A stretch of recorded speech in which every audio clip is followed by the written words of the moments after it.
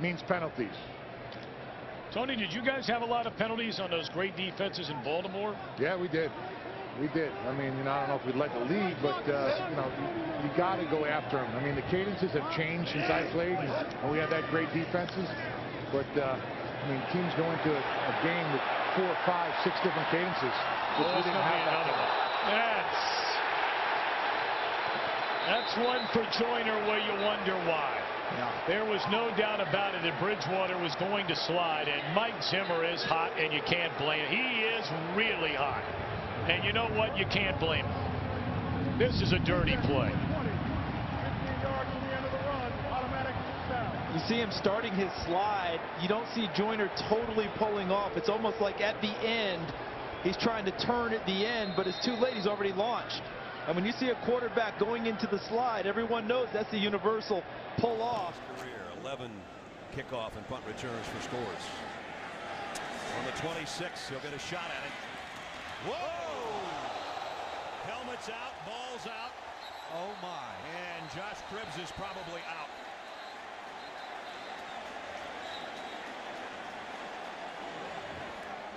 Morgan Cox made the tackle. And let's hope that Cribbs is okay. Morgan Cox is the long snapper, 46. The second hit that comes in, though, is the one that knocks the helmet off from the right-hand side. Cox was the primary. Now, watch from the left here. That's Ellerbe, 59. That's the hit that got him. And remember, folks, and I know everybody's saying forearm to the helmet. He's not a defenseless player. He's a punt returner with the ball in his hands. This is not a defenseless player situation. All we really care about right now is his health. And both teams are out there and worried about it.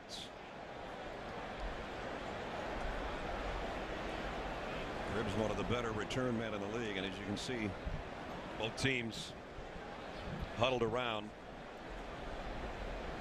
the fallen Cleveland Brown.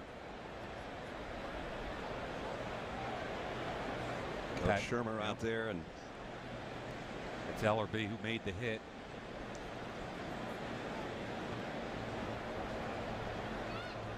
Wow.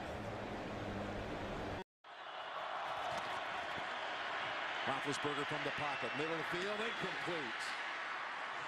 Personal foul. Oh, a flag does come in. Went to the head. Lewis Harris is going to be flagged for this on the hit on Antonio Brown, and it's going to put the Steelers in field goal range. Burfict was in there too. Burfict is coming across the field. I saw it. I thought it was him. Yeah, and I know that they both were in on the coverages at 55 or 37. Personal foul, defense number 55. 15-yard penalty. Automatic first down. Burfict in the end. Definitely took the shot to the head. You could see it live. Marvin Lewis, before this drive started, was talking on the sideline the whole time. It seemed like to Vontaze Burfict, and yes. Oh my goodness. Oh.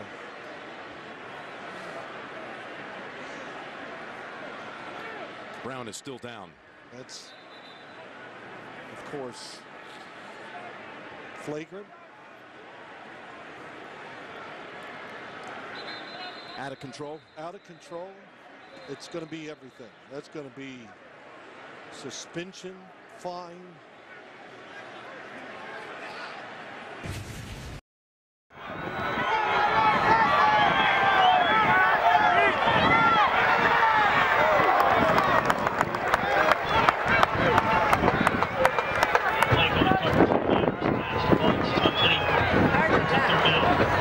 Dub.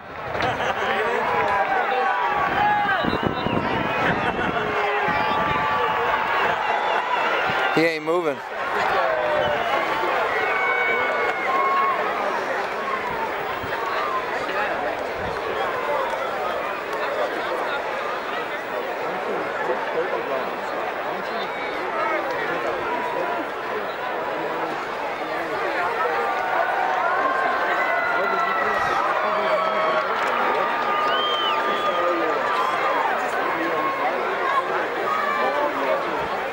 It's not like Pat White didn't complete a lot of passes in college. But man, does he just need to get the monkey off his back and complete one in this game. He's on the move. He's going to run it. And belted out of bounds at about the 25-yard line. Pat White is hurt. He hasn't moved since he took that hit. Oh, he took a huge hit. Ike Taylor came roaring up from his cornerback position. Man, we just talked about Pat White being a small guy at 6 feet 190, but not afraid of contact. And he, watch this hit. Coming in from the right is going to be Ike Taylor. Helmet to helmet. And wow.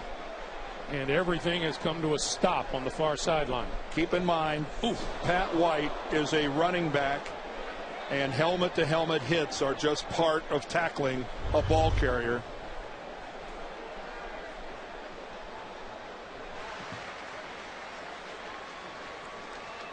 So Pat White's hands are moving. That's a good sign. Mike Tomlin giving his good wishes as Pat White is about to be taken off to the locker room. Okay. Well, when there's an injury this serious, the color of your jersey doesn't matter anymore. It's one fraternity.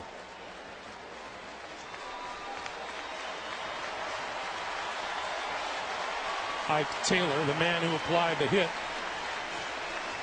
giving him the final word.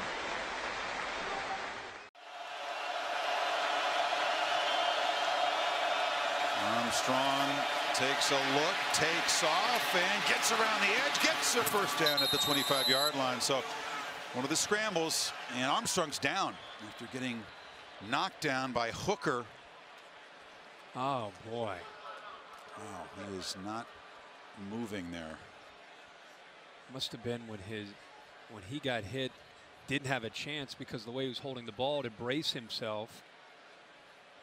Lee Hooker took the feet out from under him. Here's the See tackle. how the ball's in his right hand. He doesn't get a chance really to get his head, protect his head there. Looks like his head may have hit the ground. Definitely did. See the ball in the right hand? Just doesn't have a chance to brace himself. Boy. Just an awful scene, and he's still laying motionless.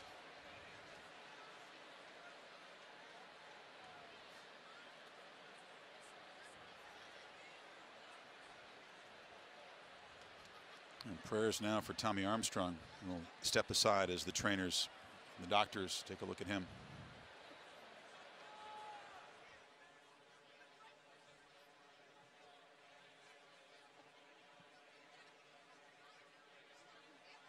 David Blau some time. Blau will keep. Oh, he gets smashed as he comes across midfield. Big hit by senior Jordan Lomax, who came up to greet the quarterback. And did the ball come out? Desmond King came out of the pile with the football, and the quarterback, David Blau, is still down on his back after a huge hit from Jordan Lomax.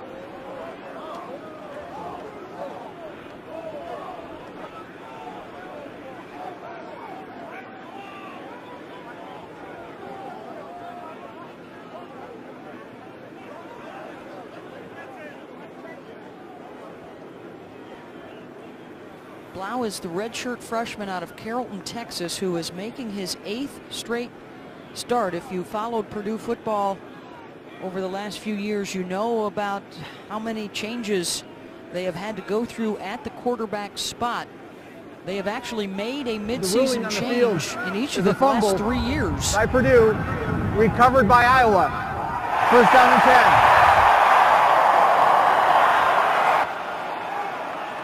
And now to add to that frustration for Purdue, it's a fumble recovered by Iowa.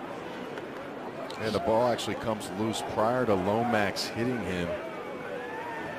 Let's say number 99, Budgeta, might have gotten his hand in there and knocked it out.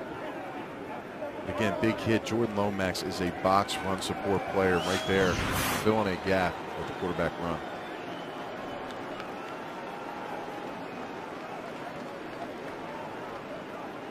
David Blau is up and getting some assistance from the athletic trainers over to the sideline. The backup quarterback for Purdue is Austin Appleby, who was their starter at the beginning of the year.